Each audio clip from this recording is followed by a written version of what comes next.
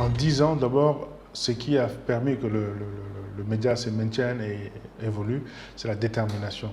C'est une forte conviction que nous avons notre partition à jouer dans l'écosystème médiatique et même sur le devenir de notre pays. Donc la motivation, déjà, ça aide. Ensuite, il a fallu faire preuve d'innovation et convaincre les partenaires pour qu'ils nous suivent. On a par exemple des annonceurs historiques qui sont là depuis le début et qui ne nous ont jamais lâchés, notamment RTL. Et donc tous ces partenaires et ceux qui sont constants comme ceux qui viennent de temps en temps nous ont permis de tenir. Et il a fallu vraiment faire preuve d'innovation, de créativité pour survivre tout au long de ce parcours de 10 ans.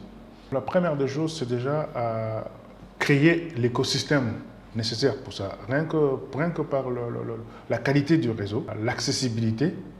Quand je dis réseau, c'est réseau Internet. Hein, et l'accessibilité à un coût encore beaucoup plus bas. C'est vrai qu'aujourd'hui, il y a eu beaucoup d'évolutions. Entre 2012 et aujourd'hui, c'est un bond mais énorme. Ce n'est pas la même chose. Quand on avait commencé, le giga était à l'ordre de 20 000. Aujourd'hui, on est autour de 1000, 1000, 1500. Donc, vous voyez, il y a eu une évolution, mais on peut encore mieux faire. L'État doit nous accompagner, doit comprendre que la société a mué, et elle s'est mutée, elle est devenue beaucoup plus connectée, et il faudra faire plus de gestes et des actions vis-à-vis de tout ce monde qui tourne autour de l'écosystème. Il y a les médias, mais il y a d'autres choses qui sont dans l'écosystème numérique.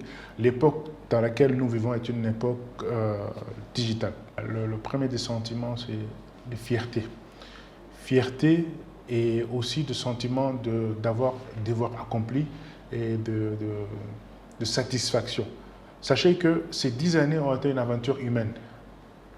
Du moment où l'idée est venue et la réalisation et le parcours tout au long de ces 10 années, il s'est passé beaucoup de choses.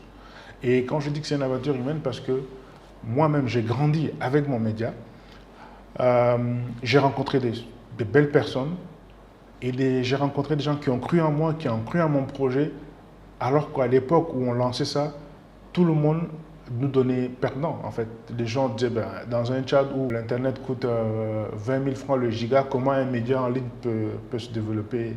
Mais avec le temps, nous sommes la preuve que c'est possible et que c'est réalisable. Et je rêvais encore sur l'aspect humain parce que j'ai rencontré de très belles personnes autour de moi. Ce travail, je ne l'ai pas fait seul parce qu'il y a eu beaucoup de gens autour de moi et j'en suis reconnaissant pour toutes ces personnes qui ont à un moment donné rencontré mon chemin, cheminé avec moi, qui sont partis. Il y en a qui sont partis, qui sont revenus, il y en a qui sont encore là.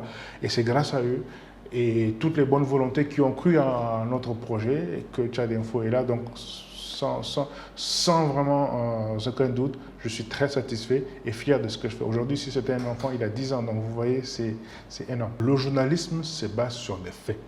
Et donc, tout ce que je demande et ce que je répète tout le temps à mes équipes, c'est professionnalisme, professionnalisme, professionnalisme. Et les faits, rien que les faits. Les faits, ils nous protègent. Quand vous dites quelque chose de vrai et que c'est possible, que vous pouvez le prouver, vous êtes à l'abri de tout. Donc, tout ce qui n'est pas réalisable, tout ce qui n'est pas vrai, nous ne le faisons pas. C'est aussi simple que ça. Donc, c'est de la rigueur dans le traitement de l'info, mais du professionnalisme et du sérieux. Parce que ce que nous faisons est très important et très sérieux.